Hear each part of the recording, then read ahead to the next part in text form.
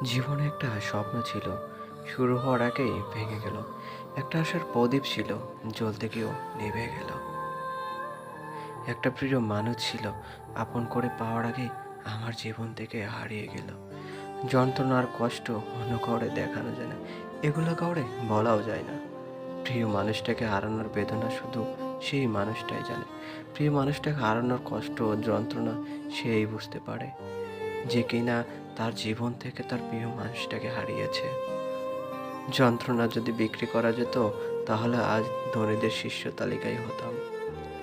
যন্ত্রণা তো আর বিক্রি করা যায় না, বুকের মধ্যে শুধু পোষণ করা যায়, তাকে ধারণ করা যায়। প্রিয় মানুষটাকে হারিয়ে আজ আমি বুঝতে পারলাম যন্ত্রণাটা মানে কি, কষ্টের পরিমাণ কতটুকু। প্রিয় মানুষটাকে হারিয়ে আজ বুঝতে পারলাম কষ্ট কাকে বলে। প্রিয় মানুষটাকে হারিয়ে আজ বুঝতে পারলাম যন্ত্রণাটা মানে কি।